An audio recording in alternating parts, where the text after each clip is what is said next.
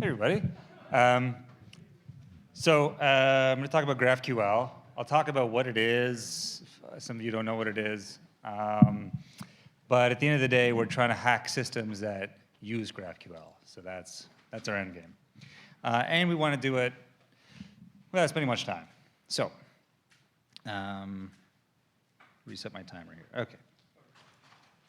Let me know. We good? We're good. OK.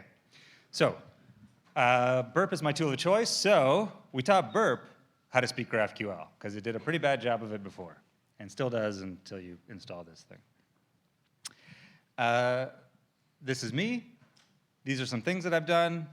I've done software development for like 16 years, mostly in web APIs. I've been doing security for 5 years professionally, and before that, like most of you, I was also doing all the other things unprofessionally. I've got my OSWE, so I'm an expert, a certified expert in web exploitation. Don't question me on that. And Azure, but that's not related to this talk. OK, so I want to know just who I'm talking to so I know how to target the talk. So how many people, by show of hands, have even heard of GraphQL? I'd say it's a little bit more than half, OK? OK, next question, but keep your hands up just so, because I'm not so fast. Who uses Burp Suite? OK, who has used Burp Suite? Most people, OK. So now we're getting a fewer hands. Who has pen tested GraphQL before? OK. I see a familiar face in the back. Hey, how's it going? And who has pen tested with Burp? Who has pen tested GraphQL with Burp? OK. You people are going to be really happy at the end of this talk. OK. So here's what we're going to do. Intro, we're already done. We're going to talk about what GraphQL is. For those of you who don't know, because most of you do know, it's going to be kind of high level, but I'll explain it enough that the rest of you can it'll still be possible to follow along. Then I'm going to talk about what its weaknesses are, how to attack it, what currently is out there. There's something I don't go over in here is that there are commercial tools that do this, but they're commercial tools. This is a free tool, and it works for Burp, which I like because I don't like having a whole suite of tools. I like having one central tool, personally. Then I'll talk about how it works. Then I'll do a little demo, and then you can ask me questions. OK. So what even is GraphQL? So they call it a query language for your API. You're familiar with REST APIs. It's just a different body format. I mean, there's more to it, but when you send a request from the browser to the server, the only thing that's different about GraphQL is that the body is formatted differently.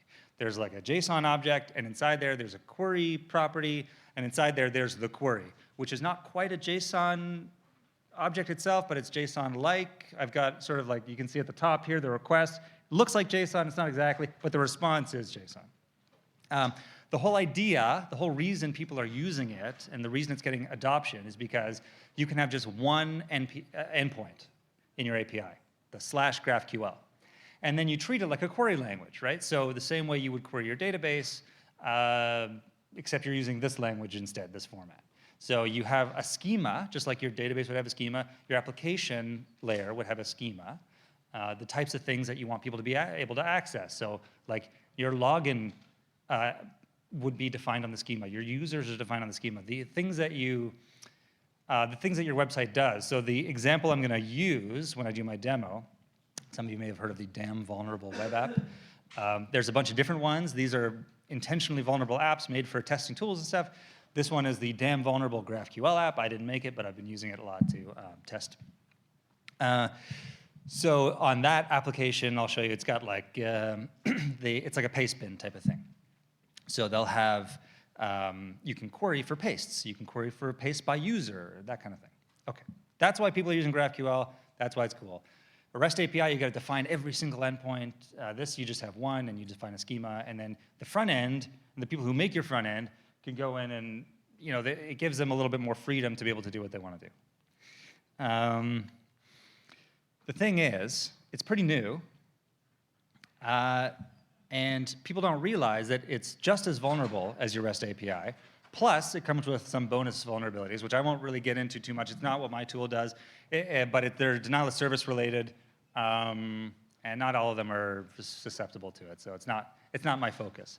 But essentially, like, one of the things you might notice is I'm looking here for the hero and their name, but maybe one of these fields is their friend, right? So I can search for their friend. So hero, and then underneath that we have friend, and then underneath that we might have friend, and then underneath that we might have friend. So by doing that, you can have a huge deep nested query. Sometimes they're cyclical queries, and it can cause denial of service. Most of the modern GraphQL libraries now have like a protection against that, which is why we're moving away from focusing on that. The other thing that's cool is that it self-documents. So it's got a schema that you define, and then there's actually a special kind of query, which I'll get into later. So you would send a request just like this, except it doesn't look like hero, name, and height. You request the schema, and you get back the entire schema. It's really helpful for hackers. It's helpful for the front end. It's there for a reason. Is it vulnerable? Is it a vulnerability? It's a good question. There's different schools of thought on this. But there's good reason to have it available, and we use it to make this application, to make our plugin work, which we'll get into. GraphQL. So just a little bit more explanation. In your application code, what you're going to do, the way you make it work, just so it's not some like magic, you import, let's say you're running Node. It works for other systems, but for Node, most people are familiar with. There's a GraphQL library you import, and then it's got built-in functions where you define the schema. And the schema kind of looks like the request, in a way. It looks sort of like what we're making here, but you'll define more than just your hero and all sorts of things, right? So the schema's like that, but much, much larger. Then you also define the resolvers. So because you don't have, it's not like Express, where now you have an endpoint, and then you make a function, and then you do something when somebody calls that endpoint. Instead, now you have resolvers because somebody's going to call your GraphQL endpoint with a schema, and you're not going to know what the schema looks like. I mean, you're not going to know what the request looks like, because they could make it look like anything that fits the schema. So you have these resolvers that are sort of like they wait for a request, and they look for what kinds of things you're trying to ask for, and then the resolver is where the logic goes, and it will do the input validation, but it'll also do or not do it, which is what we're banking on, and most of the time doesn't have it. And then it'll go and say, like, oh, if someone's trying to fetch a hero, maybe that's in the database, or maybe that's cached or something. So the application logic now goes and does that. Okay, another thing you need to know about GraphQL is that there's three types of queries in GraphQL. There's a query, which is like it's kind of just like a GET request. You're just fetching data. Query should not change data. It only reads data out of the application, out of the API. A mutation is more like a post. By the way, it's all done on the post method, but just for explanation, oh my God, that lunch is really give me a little burpee poos. So mutation is kind of like a post where it takes input and it'll change something. So what we haven't seen yet in this request, you haven't seen where there's input, and we'll get to that.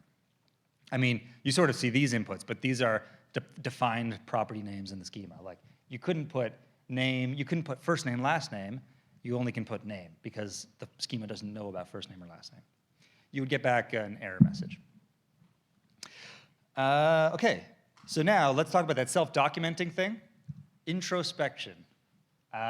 This is Sigmund Freud. Sigmund Freud, big fan of introspection. So it's a special kind of query, right? You saw the original one where we're looking for a hero. This one, we're looking for the schema.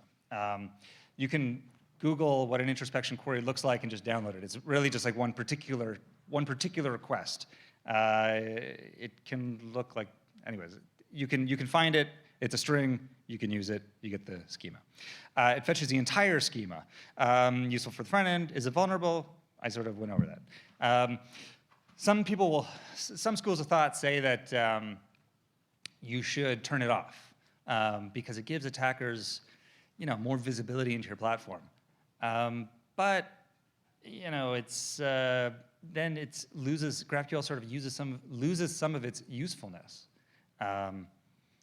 Because then you have to tell the front end exactly what types of things it can query for. But but if you're really if you're trying to build the web API for Fort Knox, you would turn it off. But for anything else, you might leave it on. So this is Burp, right? It knows REST APIs really well, and it uses the active scanner. So if anybody has not used the active scanner, essentially it's like a point-and-click adventure for hacking. It doesn't exploit anything, but it's vulnerability hunting.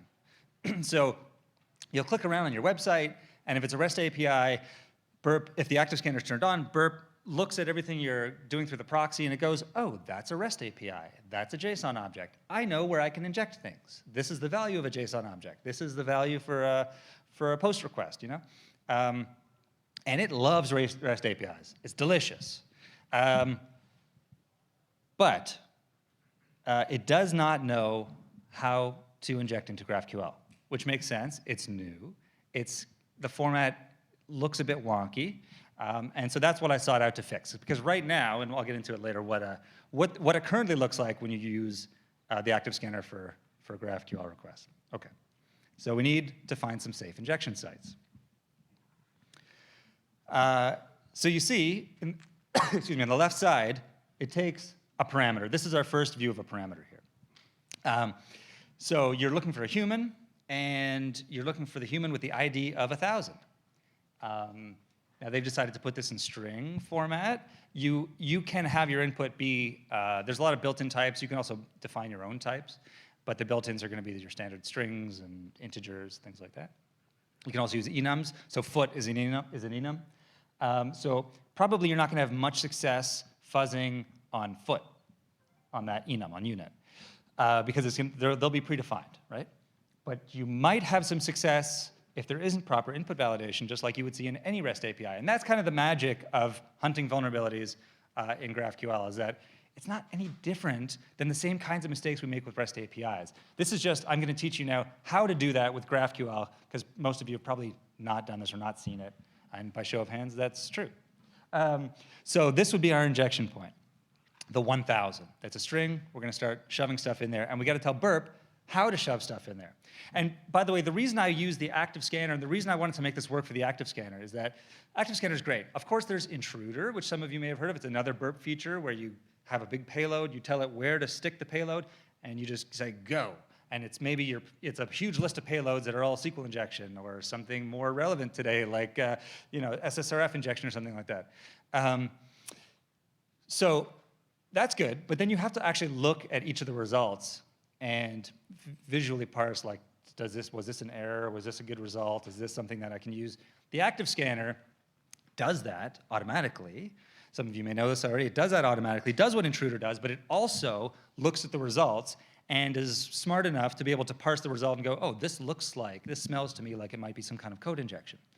And it'll report that back to you. So you don't have to go through them each individually. It'll also do follow-up tests. So if it thinks it finds SQL injection, first thing it'll do is it'll test in apostrophe, and if it gets an error that contains the word SQL, for instance, it'll go, this is probably a SQL injection, let me try a different thing, and it'll try 2 apostrophes next to each other, and if it doesn't get the same error, it goes, oh, okay, this is probably a SQL injection. So Active Scanner is really smart. It does all that kind of stuff for you, which is why I wanted to make it work with Active Scanner and not just intruder and that kind of stuff. It really automates stuff, right? But when we get to GraphQL, right, I don't know. I don't know what this means. Right? This is kind of what it would look like when you run a GraphQL query. So we've got the query there, and then after it, it thinks that the query is an input string, and then after it, it goes, oh, let me try to put my SQL injection here, right? But it doesn't make any sense from a GraphQL standpoint. It should be where it says public true, right? It should be in the input. The true there is the input. So that's where it should be putting its payloads. So that's what we're going to teach you to do. So we get into gently coaching Burp without being condescending. This is what we're looking for. These are our goals, okay? And spoiler alert, this image is the completed realization of that goal. So we want a Burp extension, because I like Burp. We want to take the schema and automatically find every possible request we can make. I don't want to go through each one. I want to take the introspection query, and I want to go, make all the requests for me and send them to Active Scanner. And then I want to tell Active Scanner where those injection points are. Burp calls them insertion points, whatever. It's the same thing. So if you see, I think I may have accidentally interchanged them. Insertion points, injection points, same thing. So that's our goal. We want to make an extension for Burp that will search it'll make an introspection query, pull down the result of the schema, figure out every single possible request we can make, find out all the injection points for all of those requests, and send it to Active Scanner and tell Active Scanner to just like do its business and get back to us when it finds something. And just, let me show you here. I mean, we'll get back to this in demo time. But on the right side, you see, this is actually good. I'm going to take the mic out. So this is what a query would look like, right? So we've got a JSON object, and in the query property is the value here is the actual GraphQL query, right? And it's a bit hard to see because, the format is sort of funky. So it's got all the white space characters built into it. So, you've got /n/t, and then you got the system debug call, which is one of the defined GraphQL things on this particular schema. And then we've got an argument, and the first argument is this, the parameter that was passed to it when we were testing was this code star. And Burp goes, oh, that's between quotation marks because we've told it where our injection points are. And that's where I'm going to inject my payload. And it's done that successfully, and it's reported it as an OS command injection. Hold for applause. Okay, so this is our plugin. It's called AutoGQL. That's what I'm calling it. Okay. So you give it a URL. You customize the headers if you need to. Maybe you want to test it while you're logged in, so you give it the authorization headers or cookie headers, whatever, and you click go. That was my goal. Give it a URL. If you need to customize the headers, click go, get a coffee, come back, write your report. And that's exactly what it does. So when you click go, it'll run the introspection query, determine every possible request, find the insertion injection points, send them all to Active Scanner, and then you save money and send me a coffee. So let's do a demo. This is the part that I'm not sure how I'm going to do this. I'm going to have to drag the window over. Okay. So.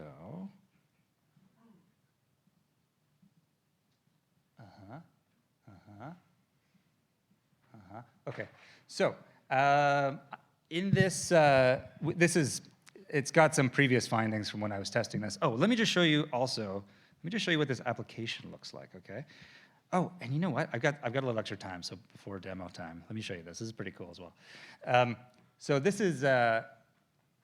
You may have seen this for some of you who've. So this is when you take a schema. This awesome tool called GraphQL Voyager visualizes it for you. So this is what our schema on our vulnerable app looks like. So right now we're looking at queries. So if I click here on queries, it shows all the pre-built queries that I can make.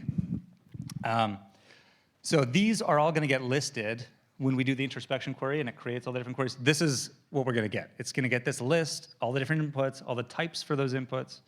Let me go back to the, okay, well anyways, so it gives you this nice visualization, so you can actually see everything that's going on in the system. And there might be something in here like, okay, user objects. I want to be able to get passwords.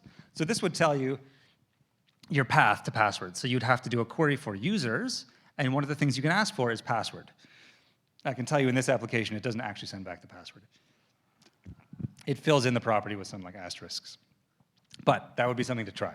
So anyways, seeing GraphQL on this kind of view helps to find those kinds of things. But the tool's going to do it for you. So, but that's not even the application. Let me just show you quickly, just the home page of it. You can just have a little bit of context. This is our damn vulnerable GraphQL application, and it's just a paste bin basically. So we've got a list of public pastes, which I think I may have run the delete query on. Private pastes, yeah. Okay. So that's what we're working with. Imagine this is our target application. And imagine it because it is. So I'm going to crane my neck here. So we'll go into the extensions, and I'm going to turn it on. These are also, let me just take a little brief moment to talk about some of the people who've done the shoulders, the giants upon whose shoulders I'm standing.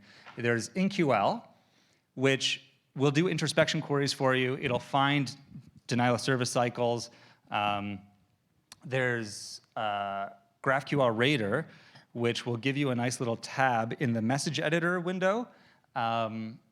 So you can look at GraphQL in a more readable format. But neither of them did what I was trying to achieve, which was just point and click. So this is the AutoGQL scanner. So I'm going to turn this on. And if I made my sacrifice to the demo gods, we've got AutoGQL. So it's already, okay, so let me just, for the demo, I didn't have an input here. I wanted everything to run smoothly. So the input box isn't showing. It would ask for a URL. The input box for headers isn't showing as well. So I've got some hard-coded URL for this local host damn vulnerable web app. And so as soon as I turned it on, it started the introspection query, and then it populated this list. And we can see we've got all these different queries here. So here's this query, and here's this mutation. But also, behind the scenes, it has started an active scan.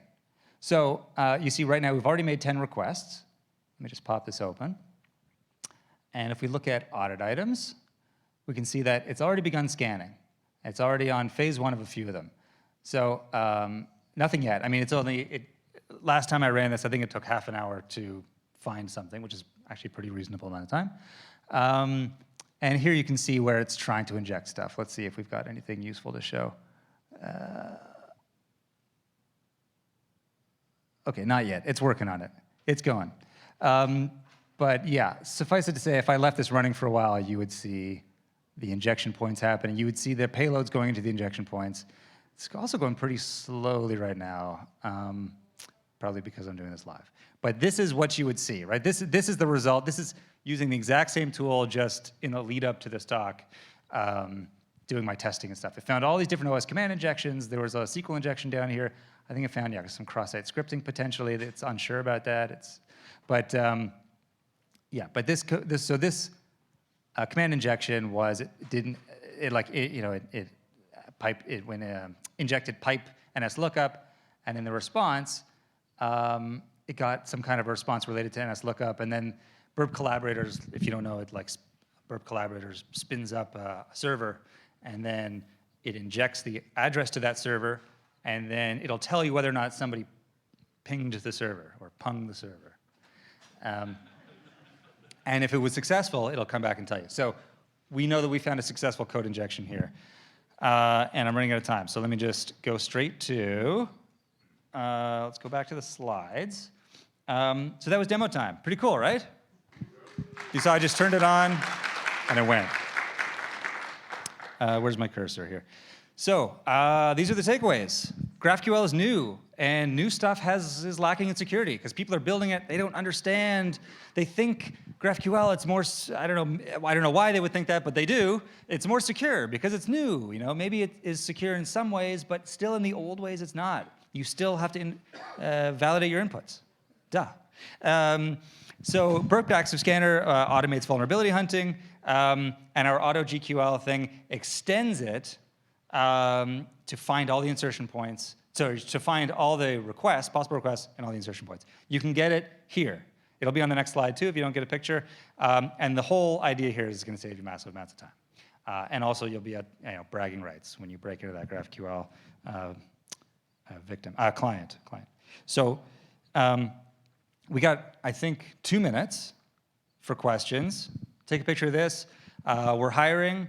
I want to talk to you if you've got experience, and I want you to use my tool and make issue requests and pull requests and all sorts of things. Questions? Okay, I see 3 hands up. We'll start with you. Yeah.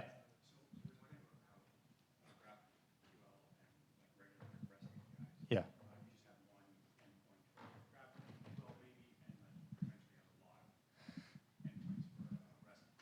Right.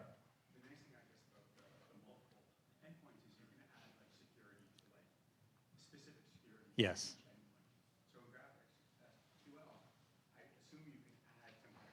Yeah.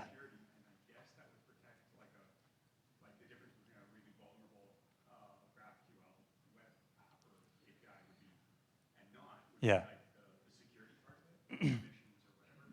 Yeah, so okay, so the question is REST APIs, at each REST API you can do your authorization checks, your validation, but in GraphQL you've just got the one endpoint, so how do you do that?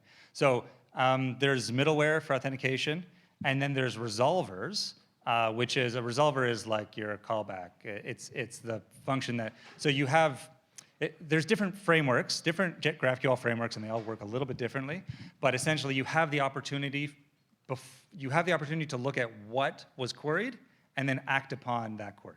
So if somebody queries for users, let's say, you can say, before you do any of the logic, you can say, is this person authorized to query for users, or this user, or these parameters?